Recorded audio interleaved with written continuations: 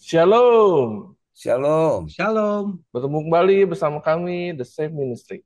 Kami adalah para awam yang senang mempelajari Alkitab melalui pelajaran sekolah sahabat. Dan kami adalah ministry yang mandiri, dan jika Anda berkenan dan Anda ingin berdonasi, dapat melihatnya di sepanjang video ini. Dan kita akan mempelajari pada minggu ini pelajaran sekolah sahabat kita yang dengan judul besarnya Kitab Markus, dan kita akan menuju ke pelajaran ketiga dengan judul Pertentangan. Dan kita akan mempelajarinya hari per hari, dan kita akan mulai diskusi kita dengan berdoa dan akan dipimpin oleh Pak Fajar. Silakan. Mari kita tunduk dalam doa. Bapa kami yang bersemayam di kerajaan surga, terpujilah namamu. Pada saat ini kami akan mempelajari firman Tuhan melalui pelajaran sekolah sahabat. Kiranya Roh Kudus-Mu terang dari surga mendiami hati serta pikiran kami, supaya kami dapat boleh memahami akan firman Tuhan, kebenaran firman Tuhan ini. Doa yang tidak ada yang sempurna ini kami serahkan semuanya dalam tangan-Mu Yesus Kristus, penebus dan juru selamat kami. Amin. Amin. Dan kita akan memulainya hari per hari, dan kami minta Pak Tobing untuk menjelaskan apa saja yang akan kita pelajari. Silakan. Baik, pemirsa The Safe Ministry, minggu ini kita fokus kepada Markus 2 ayat 1 sampai pasal 3 ayat 6. Kita akan dihadapkan kepada beberapa kisah-kisah pengalaman pelayanan Yesus yang semuanya itu mengalami pertentangan, ya, pertentangan dari siapa dan kisah apa saja, ya, itu nanti yang kita akan pelajari. Namun kita coba lihat dulu di ayat hafalan. Lalu kata Yesus kepada mereka, hari Sabat diadakan untuk manusia dan bukan manusia untuk hari Sabat. Jadi Anak manusia adalah juga Tuhan atas hari Sabat. Ayat ini adalah salah satu dari 5 kisah yang akan kita pelajari dalam satu minggu ini. Nanti kita akan belajar kisah pertama mengenai bagaimana Yesus menyembuhkan orang lumpuh. Lalu kisah kedua Lewi pemungut cukai. Kemudian nanti ketiga adalah mengenai hal berpuasa. Lalu di dalam pelayanan murid-murid Yesus, satu kali murid-murid Yesus memetik gandum pada hari Sabat. Dan bukan hanya muridnya, namun bahkan Yesus juga melakukan penyembuhan pada hari Sabat. Dan itu semua mengalami pertentangan, ya. Ada beberapa kelompok yang menentang apa yang dilakukan Yesus dan murid-muridnya, ya. Di antaranya tentu orang Farisi dan juga ahli-ahli Taurat, ya. Jadi memang dalam satu minggu ini nanti kita akan pelajari hal-hal yang baik yang dilakukan Yesus dan murid-muridnya mengalami pertentangan dari siapa? Dari para pemimpin agama. Nanti kita akan lihat apa aplikasinya terhadap pelajaran kehidupan bagi kita pada saat ini. Demikian Pak Simon dan pemirsa The Safe Ministry. Baik, terima kasih Pak Tobing. Dan kita akan melanjutkan pelajaran kita ke hari Minggu dengan judul Menyembuhkan Seorang Lumpuh. Dan kami masih minta Pak Tobing untuk menjelaskan apa yang maksud dengan silakan. Baik, salah satu kisah yang sangat populer dan menarik sekali, yaitu pada waktu Yesus menyembuhkan seorang lumpuh. Kita bisa perhatikan di perikop Markus 2 ayat 1 sampai 2. Nanti kita akan baca beberapa ayat, ya. Jadi nama Yesus beserta pelayanannya itu semakin tersiar. Kalau istilah sekarang semakin viral atau viral, ya. Semakin viral kemana-mana, ya, ada seorang yang namanya Yesus, ya, dan dia bisa menyembuhkan, bisa mengajar macam-macam, ya. Lalu pada saat itu, pada waktu Yesus melanjutkan perjalanan ke Kapernaum, ya, terdengarlah ini berita ini. Lalu apa? Banyak orang berkerumun, ya, banyak orang berkerumun di satu rumah sampai tidak ada lagi tempat di dalam, di depan pintu pun juga sudah tertutup, ya. Lalu apa? Di dalam rumah itu dia memberitakan apa? Memberitakan firman kepada para pendengar. Tapi yang menarik adalah ada beberapa orang, segerombolan orang membawa orang yang lumpuh, ya, ya tapi nggak mungkin bisa masuk lagi karena sudah penuh, ya. Nggak mungkin, sudah penuh, nggak bisa, tidak ada lagi celah untuk bisa masuk, ya. Digotonglah orang lumpuh ini oleh 4 orang yang lain, ya, karena mereka nggak bisa. Lalu mereka yang 4 orang ini melakukan hal yang saya pikir kalau zaman sekarang ini cari masalah ini, ya. Ya, tiba-tiba ini Pak Simon ya dan pemirsa The Safe Ministry, bayangkan kita datang ke rumah orang, ada orang rame-rame karena nggak bisa masuk, terus naik ke atap, dibukanya atap itu ya, kalau zaman sekarang misalnya dibukanya genteng itu, ya dibukanya genteng, lalu orang lumpuh ini ditaruh di tilam atau di katakanlah kasur kapuk gitu ya, di, diturunkan lah. Jadi sementara Yesus mengajar, tiba-tiba heboh, ada orang turun dari atas, ya, ada orang turun dari atas, ya rame lah. Lalu apa? Ini yang menarik. Ayat 5. Ketika Yesus melihat iman mereka, ya. Ini kata yang dipakai adalah melihat. Apakah iman bisa dilihat? Kan gitu ya. Iman kan sesuatu yang abstrak. Tapi mengapa Markus di sini menggunakan kata melihat? Ya, karena iman yang sesungguhnya adalah dapat dilihat dari perbuatan nyata. Jadi Yesus melihat 4 orang yang membawa orang yang lumpuh ini tergerak oleh iman mereka ini, maka Yesus mengatakan apa? Hai anakku, dosamu sudah diampuni. Ya, pemirsa The Safe Ministry, bayangkan kalau kita saat ini misalnya mendapatkan satu jaminan dari Yesus mengatakan, hai anakku, dosamu sudah diampuni. Saya pikir ya ini satu konfirmasi yang sangat melegakan hati. Tapi apa yang terjadi? Ayat 6. Di situ ada juga duduk beberapa ahli Taurat. Mereka berpikir dalam hatinya, mengapa orang ini berkata begitu? Ia menghujat Allah. Siapa yang dapat mengampuni dosa selain daripada Allah sendiri? Pemirsa The Safe Ministry, ini satu gambaran juga ya bagi kita pada saat ini. Ketika kita beragama ini fokus selalu kepada larangan-larangan ya. Ahli Taurat ini kan fokusnya selalu melihat ya dari larangan-larangan ya, boleh tidak ya, hal-hal yang tidak boleh ya, hal-hal yang selalu dilihat dari segi hukum. Sehingga ketika melihat orang lain itu, ahli Taurat selalu membandingkannya orang ini sudah melakukan sesuai dengan Taurat ini atau bukan ya. Apalagi kita tahu bahwa Taurat yang dikembangkan oleh orang-orang Yahudi pada saat itu bukan hanya 10 hukum itu, tapi menjadi ratusan item, ya, ratusan item yang harus mereka perhatikan. Apa yang digambarkan pada saat ini? Sering sekali kita apa? Ya, sering sekali kita lebih fokus kepada melihat kesalahan orang daripada ada hal yang baik yang dilakukan. Tapi apa? Yesus mendapat hikmat dari Bapaknya. Dia tahu apa yang dipikirannya orang-orang ahli Taurat ini. Lalu apa? Ya, Yesus nembaknya. Dia tembak langsung mereka. Mengapa kamu berpikir begitu dalam hati? Manakah lebih mudah mengatakan kepada orang lumpuh ini dosamu sudah diampuni atau mengatakan bangunlah, angkatlah tilammu dan berjalan. Tetapi supaya kamu tahu bahwa di dunia ini anak manusia berkuasa mengampuni dosa. Jadi pemirsa The Safe Ministry, ahli Taurat itu fokus kepada hal-hal larangan-larangan dalam menjalankan agama sampai mereka lupa. Ya, sampai mereka lupa bahwa apa? Bahwa Yesus itu adalah Mesias, Yesus itu diutus oleh Allah dan ini sekaligus sebagai pengumuman proklamasi mengatakan bahwa di dunia ini anak manusia berkuasa mengampuni apa? Mengampuni dosa. Lalu apa? Dia bilang ke orang lumpuh ini, kepadamu katakan bangunlah, angkatlah tempat tidurmu dan pulanglah ke rumahmu. Pelajaran ya, pertama sekali dikatakan, hai anakku dosamu sudah diampuni. Lalu yang kedua, kepadamu kukatakan, bangunlah, angkatlah tempat tidurmu dan pulanglah ke rumahmu. Pelajaran yang sangat mahal adalah bagi Allah hal yang mudah menyembuhkan penyakit kita, hal yang mudah. Tapi kebutuhan utama kita adalah apa? Kebutuhan utama kita adalah kita mendapat belas kasihan. Kita mendapat pengampunan. Itu makanya, walaupun di depan mata, ya orang lumpuh ini yang dibutuhkan adalah kesembuhan supaya dia bisa jalan.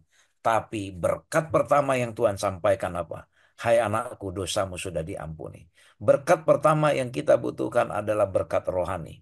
Ya, lalu ketika berkat rohani kita sudah dapatkan dari Allah, Berkat jasmani itu adalah hal yang menyusul yang akan diberikan kepada kita sesuai dengan ukuran Allah. Oleh karena pada saat itu orang lumpuh ini kebutuhan utamanya adalah apa? Berjalan. Ya kita tahu dia pasti butuh uang, butuh makanan, butuh lain-lain. Tapi kebutuhan utamanya adalah berjalan. Maka setelah dia mendapatkan jaminan pengampunan, lalu dia mendapatkan hal yang kedua. Kepadamu kukatakan, kata Yesus, bangunlah, angkatlah tempat tidurmu, dan pulanglah ke rumahmu. Pemirsa The Safe Ministry, jangan sampai kita kehilangan berkat-berkat rohani oleh karena kita fokus mengejar berkat-berkat apa? Jasmani. Lalu pelajaran yang lain lagi adalah 4 orang yang membawa orang lumpuh itu. Itu adalah satu pelajaran di mana perlunya kita punya perhatian. Perlunya tindakan sosial yang kita lakukan. Jangan sampai seperti ahli Taurat, ya. Ahli Taurat mereka hanya fokus kepada larangan-larangan, ya. Kita orang Advent jangan sampai kita fokus hanya kepada hukum-hukum Taurat, ya, hanya kepada menyucikan Sabat, dilarang begini, dilarang begini, dilarang begini, tetapi kita lupa tindakan kemanusiaan. 4 orang tadi, mereka jelas menunjukkan ya iman yang nyata, sehingga Yesus melihat iman mereka. Jangan sampai kita adalah apa? Kita umat beragama yang hanya fokus mendiskusikan doktrin-doktrin, tapi tidak ada tindakan nyata di dalam apa? Di dalam kehidupan kita sehari-hari. Dan bahkan bukan hanya itu, hal yang baik yang dilakukan oleh orang lain malah kita celah. Sama seperti ahli Taurat. Bukannya melihat hal yang baik, ya kesembuhan rohani maupun jasmani yang Tuhan lakukan kepada si orang lumpuh tadi. Tapi mereka lebih fokus kepada mengkritik, ya mengkritik Yesus. Demikian saya pikir pelajaran yang penting bagi kita agar jangan sampai praktek agama kita tidak nyata hanya di dalam teori saja. Demikian Pak Simon. Baik, terima kasih Pak Tobing untuk penjelasannya. Dan kita akan melanjutkan pelajaran kita ke hari Senin dengan judul Panggilan Lewi dan pertanyaan mengenai puasa. Dan kami minta Pak Fajar untuk menjelaskan apa yang dimaksud dengan sangat. Ya Pak Simon dan pemirsa The Safe Ministry, ini melanjutkan apa yang disampaikan oleh panelis saudara Elvin mengenai banyak sekali pertentangan-pertentangan yang terjadi antara ahli Taurat, para imam-imam, dengan apa yang dilakukan oleh Yesus ya. Jadi sebetulnya inilah yang mengapa para ahli Taurat itu dan imam-imam itu sangat mencela apa yang dilakukan oleh Yesus ya. Karena mungkin mereka terusik juga akan hak otoritas mereka untuk melakukan segala sesuatu dan itu seakan-akan diambil oleh Yesus ya, diambil perannya oleh Yesus sehingga Yesus ini memiliki banyak pengikut dan banyak orang yang menyukai ya dengan apa yang dilakukan oleh Yesus dengan beberapa penyembuhan yang dilakukan oleh dia. Nah, sekarang pertentangan apa lagi yang menjadi pemicu pertentangan antara ahli Taurat imam dengan Yesus itu sendiri. Nah, satu kali ada seorang Lewi itu dalam kisah Markus 2. Pemirsa di Sip Ministry bisa membaca dalam Markus 2 ayat 13 sampai 22. Ini ada kisah yang menarik. Ada seorang Lewi, yaitu anak Alfius itu duduk di rumah cukai. Lalu Yesus berkata kepadanya, ikutlah aku. Maka berdirilah Lewi lalu mengikuti dia. Ayat yang ke-15 ya. Kemudian ketika Yesus makan di rumah orang itu, banyak orang pemungut cukai dan orang berdosa makan bersama-sama dengan dia. Dan murid-muridnya sebab banyak orang yang mengikuti dia. Ini yang menarik. Ayat yang ke-16. Pada waktu ahli-ahli Taurat dari golongan Farisi melihat bahwa ia makan dengan pemungut cukai dan orang berdosa itu, berkatalah mereka kepada murid-muridnya, mengapa ia makan bersama-sama dengan pemungut cukai dan orang berdosa? Lalu Yesus mendengarkan dan berkata kepada mereka, bukan orang sehat yang memerlukan tabib, tetapi orang sakit. Aku datang bukan untuk memanggil orang benar, melainkan orang berdosa. Wah, ini menarik sekali nih, pemirsa The Safe Ministry ya. Jadi apa yang dilakukan oleh Yesus itu salah semuanya di mata para ahli Taurat ya. Dan inilah salah satu bentuk mungkin reaksi secara sosial pada waktu itu orang-orang ahli Taurat, imam-imam itu merasa terusik ya dengan apa yang dilakukan Yesus ya. Bahkan Yesus untuk memanggil Lewi menjadi muridnya, yaitu Lewi anak Alfius ini menjadi muridnya, kemudian dia duduk bersama-sama dengan pemungut cukai, itu menjadi satu hal yang mengusik hati orang-orang ahli Taurat ya, orang-orang Farisi itu. Mengapa dia duduk di situ bersama? Seakan-akan mereka maunya mungkin ya orang pemungut cukai ini dijauhi oleh Yesus ya, dijauhi. Karena apa? Pemungut cukai ketika itu adalah wakil dari pemerintahan Romawi. Bahkan tindakan mereka itu ketika menagih pajak itu melebihi dari apa yang seharusnya. Jadi betul-betul waktu itu kondisi sosial itu banyak orang yang sangat tidak menyukai pemungut cukai ya, karena dia mengambil kewajiban atau pajak itu lebih dari apa yang seharusnya.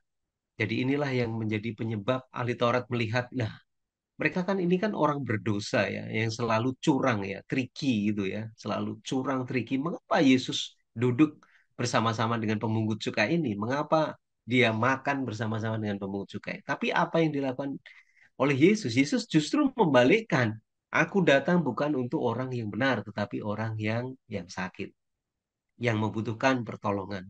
Oleh karena itu, Yesus bersedia untuk duduk bersama-sama dengan pemungut cukai dengan ajaran yang dia berikan itu bisa menobatkan mereka dan kita tahu ya salah satu pemungut cukai yaitu Sageus akhirnya Sageus juga bisa bertobat inilah menjadi salah satu apa yang dilakukan oleh Yesus kemudian ada hal lain yang bertentangan yaitu mengenai masalah puasa para ahli Taurat juga mencermati ketika mereka sedang berpuasa, dan bahkan murid-murid Yohanes Pembaptis yang sedang berpuasa, tetapi murid-murid Yesus tidak berpuasa. Inilah yang menjadi isu waktu itu yang muncul dipertanyakan, mengapa mereka tidak berpuasa? Mari kita buka dalam Markus 2 ayat yang 19. Jawab Yesus kepada mereka, dapatkah sahabat-sahabat mempelai laki-laki berpuasa sedang mempelai itu bersama dengan mereka? Selama mempelai itu bersama mereka, mereka tidak dapat berpuasa. Tetapi waktunya akan datang. Jika mempelai itu diambil dari mereka, dan pada waktu itulah mereka akan berpuasa. Ini sebetulnya Yesus juga menyampaikan nubuatan tentang dirinya ya. Yesus adalah mempelai laki-laki, dan murid-muridnya itu bersama dengan Yesus, ya kan? Mereka membawa satu kabar kesukaan ya, membawa satu kabar kesukaan, kemudian menyembuhkan orang banyak, ketika mempelai atau Yesus itu sedang bersuka cita untuk menyembuhkan orang banyak. Mengapa murid-murid yang lain juga mesti harus harus berpuasa begitu ya, harus berpuasa. Tetapi sebaliknya, apabila Yesus ini nanti akan diambil dan murid-murid Yesus itu sedang membutuhkan pertolongan, barulah mereka akan berpuasa supaya mereka dapat dikuatkan.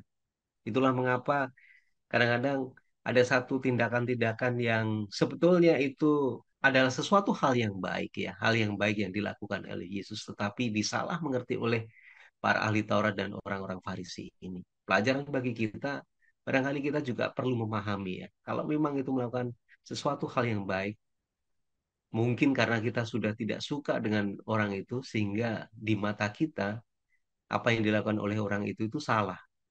Jadi janganlah seperti itu, tetapi marilah kita melihat bagaimana tindakan-tindakan yang benar, yang baik, menolong orang lain, mungkin ya, terus disalah mengerti, waduh dia hanya pansos ya, panjat sosial, hanya supaya biar terkenal. Padahal itu dia lakukan dengan tulus, dengan sukacita. Marilah kita bersama-sama untuk selalu mendukung, melihat orang lain, saudara-saudara kita yang memiliki satu kerinduan, keinginan untuk berbuat baik kepada orang lain. Marilah kita untuk saling mendukung. Demikian Pak Simon dan pemirsa The Safe Ministry. Baik, terima kasih Pak Fajar. Dan kita akan melanjutkan perjalanan kita ke hari Selasa dengan judul yang cukup menarik ini. Dan kita sebagai orang Advent sering membanggakannya ini. Tuhan atas hari Sabat. Dan kami minta Pak Tobing untuk menjelaskan apa ini.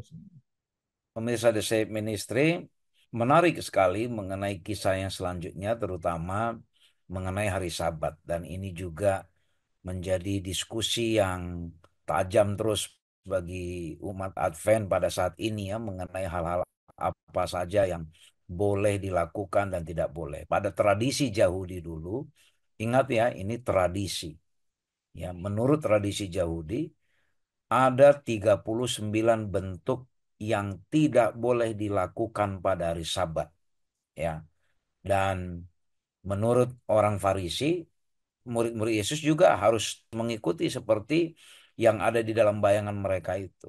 Ya, maka Apa yang terjadi? Pada waktu Yesus dan murid-muridnya di hari Sabat melakukan perjalanan, mereka melewati ladang gandum.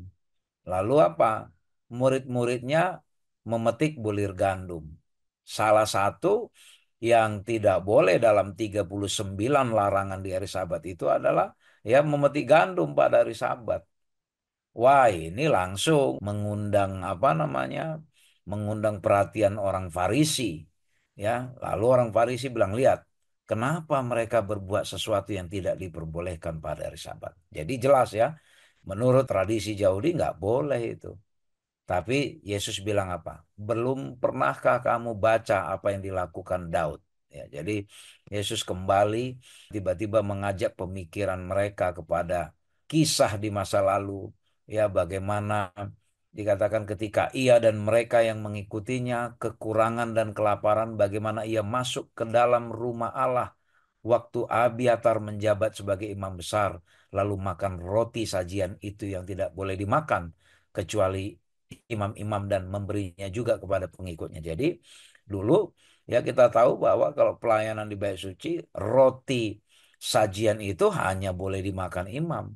Tapi pada saat itu Daud bersama para pengikutnya, tentu para tentaranya, tentara terbaiknya ya, mereka sedang melakukan perjuangan, ya, mereka lapar, mereka masuk ke bait suci, mereka mereka makan roti itu, ya. Lalu apa Yesus bilang? Hari Sabat itu diadakan untuk manusia dan bukan manusia untuk hari Sabat. Jadi artinya apa? Allah itu memberikan hari Sabat agar menjadi satu manfaat yang baik, Bu, bagi manusia. Bukan manusia diciptakan untuk membawa manfaat kepada hari Sabat, bukan. Ya, tapi hari Sabat itu ya kalau kita lihat proses penciptaan dulu. Setelah Allah selesai menciptakan manusia di hari ke-6, lalu Allah memberkati hari Sabat. Hari ketujuh ya, memberkati hari ketujuh. Apa artinya? Hari Sabat yang diberikan itu agar menjadi berkat. Tapi apa yang terjadi? Bagi orang Yahudi, ya diterjemahkanlah hari Sabat ini ke berbagai macam interpretasi dengan pemahaman yang sangat fanatik. Ya, akhirnya apa? Hari Sabat itu menjadi hari penyiksaan, hari kesusahan, hari kesulitan. Nggak boleh ini, nggak boleh itu, nggak boleh ini. Dan ini sampai sekarang di kita orang Advent itu, kita mayoritas kita lebih melihat kepada hari Sabat itu, kalau ada apa-apa, boleh nggak hari Sabat seperti ini? Boleh nggak hari Sabat begini? Boleh nggak hari Sabat begini? Hari Sabat harusnya menjadi hari berkat, ya, menjadi hari berkat. Tapi ini menjadi tersiksa, ya. Kita lebih menjadi apa? Ya, saya katakan bahkan lebih fanatik kita daripada orang Yahudi bahkan ya. Ya, saya pikir ada banyak hal yang mungkin kalau kita diskusikan.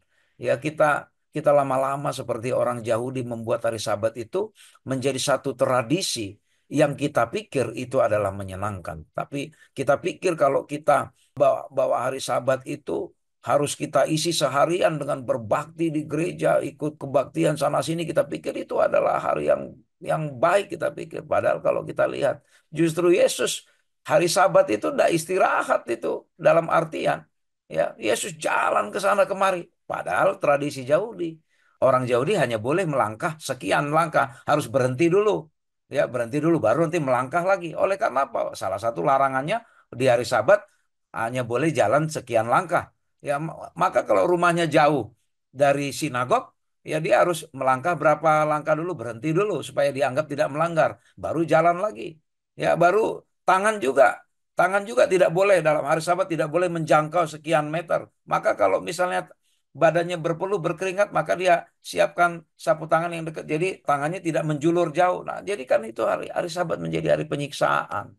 Ya, sama kayak kita nanti. Ada orang tetangga kita sakit, tetangga kita ada yang sedang bersukaria, ya. Tapi, oh kita bilang tidak boleh. Hari Sabat itu tidak boleh datang ke apa namanya menyatakan sukacita kepada tetangga kita. Ya, akhirnya kita satu harian lah di gereja, rumah kita kayak kuburan.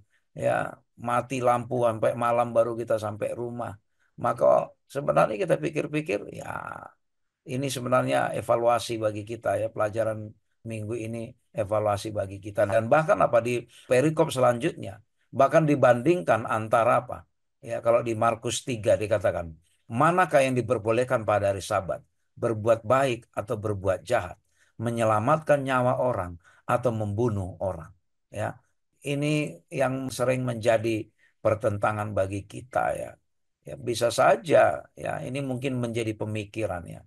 Bisa saja ada satu keluarga yang anaknya sudah kesulitan makan dan mereka tidak punya pekerjaan.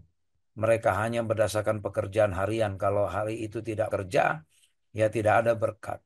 Tapi kita dengan mudahnya langsung mengatakan, oh ini sudah melanggar Sabat.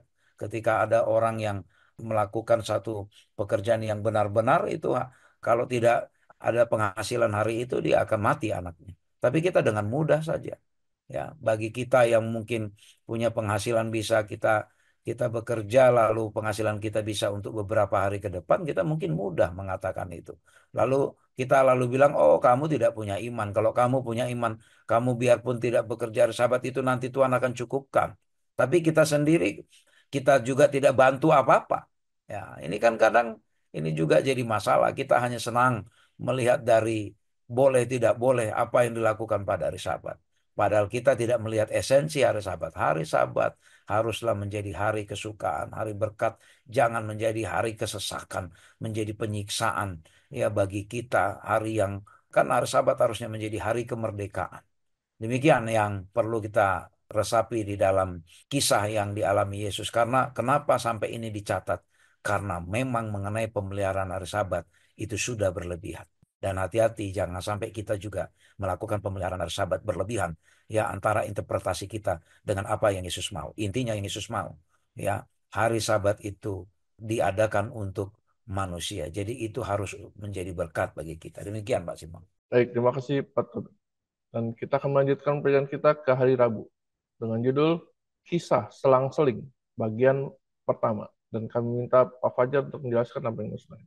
Ya, Pak Simon dan pemirsa The Save Ministry, ini ada beberapa juga mengenai pertentangan-pertentangan ya, kisah pertentangan antara Yesus dengan para ahli Taurat dan orang-orang Farisi ya. Jadi ada beberapa tuduhan yang dilontarkan mereka kepada Yesus. Yang pertama, itu adalah Yesus itu tidak waras, artinya abnormal ya. Yang kedua, Yesus bersekongkol dengan setan. Bersekongkol, jadi bersekutu dengan setan.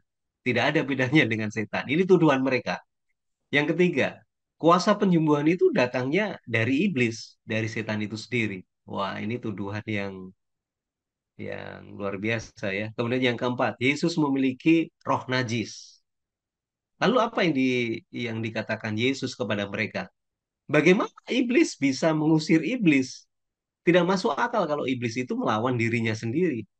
Jadi, Pak Simon dan pemirsa The Safe Ministry, ketika Yesus menyembuhkan, kalau memang dia itu bersekongkol dengan iblis ya, sementara kita meyakini banyak orang-orang sakit itu ya, itu disebabkan karena ya mereka berdosa atau mungkin ada sesuatu yang dilakukan. Itu karena kuasa dari setan ya, berusaha. Nah, sekarang setan berusaha untuk menyembuhkan apa yang dilakukan oleh setan itu sendiri. Kan itu tidak mungkin ya, tidak mungkin. Bagaimana mungkin iblis bisa bisa bisa menyembuhkan apa yang sudah dilakukan oleh setan itu sendiri.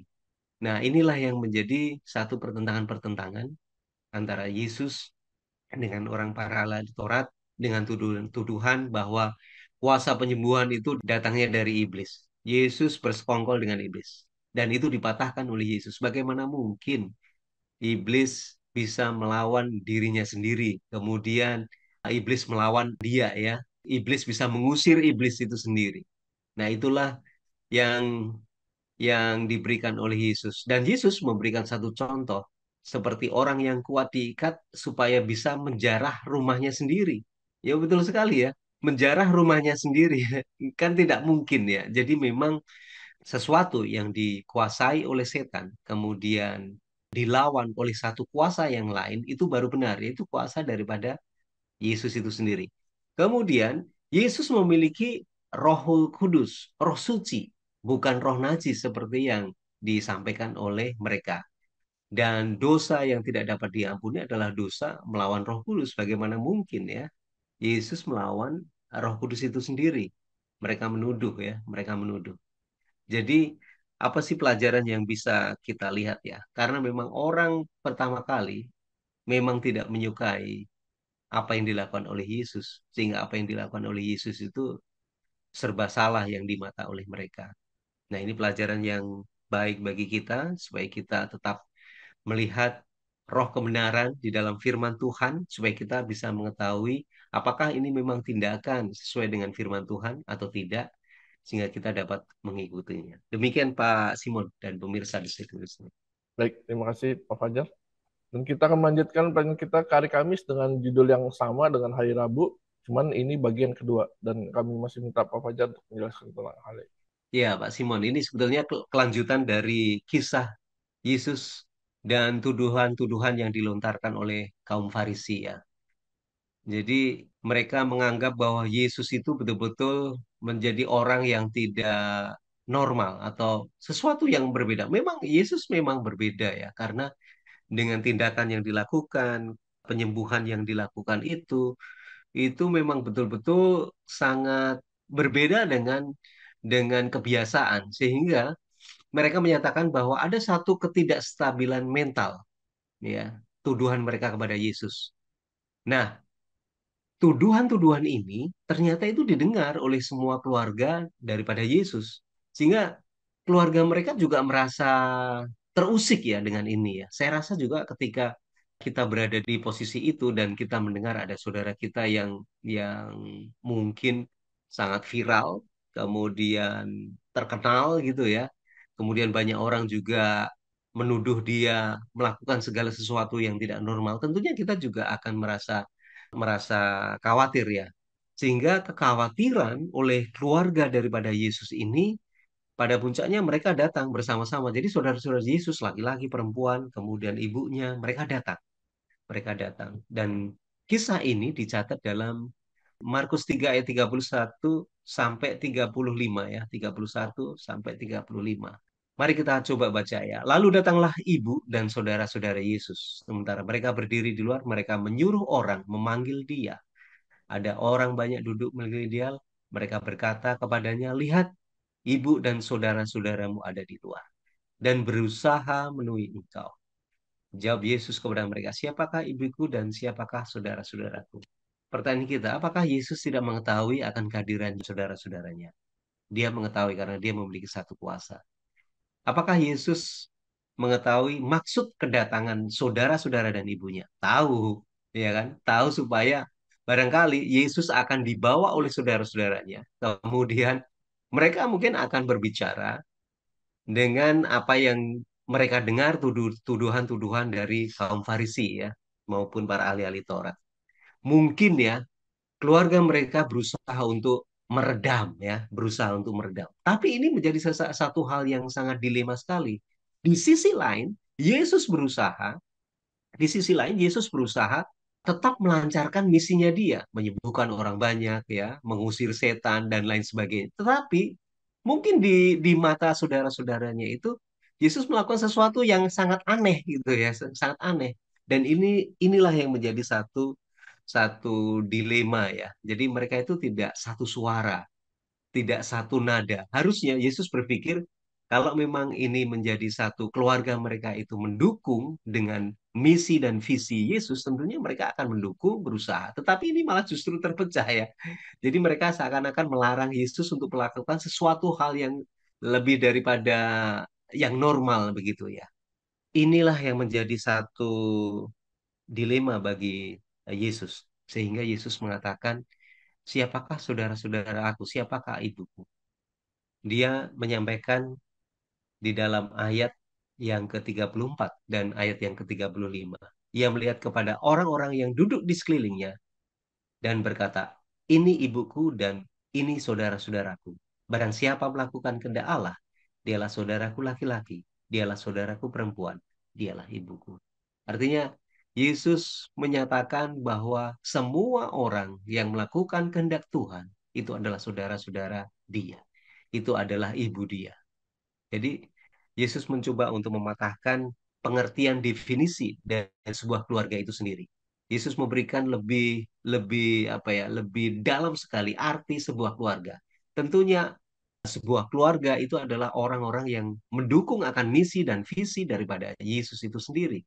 Bukannya justru menolak dan menghalangi ya dengan apa yang dilakukan oleh Yesus. Jadi semua orang yang melakukan kehendak Tuhan sesuai dengan misi visi yang dilakukan oleh Yesus itu adalah keluarga itu sendiri. Oleh karena itu pemirsa The Safe Ministry, bila mana kita dalam satu keluarga memiliki satu satu tujuan yang paling utama, kita membutuhkan dukungan dari saudara-saudara kita, dukungan dari seluruh anggota gereja ya untuk melakukan itu semuanya. Gantinya kita malah justru di apa salah mengerti oleh mereka sehingga misi visi kita itu malah justru terhambat oleh karena mungkin beberapa orang berpikir ini sesuatu yang tidak mungkin dilakukan, oh ini bertentangan sekali, tetapi harusnya kita memiliki satu nada, satu suara yang sama untuk melakukan kehendak Tuhan. Demikian Pak Simon dan pemirsa di Safe Ministry. Baik, terima kasih Pak Fajar. Tidak terasa kita akan mengakhiri pelajaran kita pada minggu ini dan kami minta Pak Tobing untuk merangkumkan apa saja yang telah kita pelajari. Baik, pemirsa The Safe Ministry, pelajaran satu minggu ini mengenai pertentangan-pertentangan sesungguhnya adalah pelajaran yang sangat baik ditunjukkan kepada kita.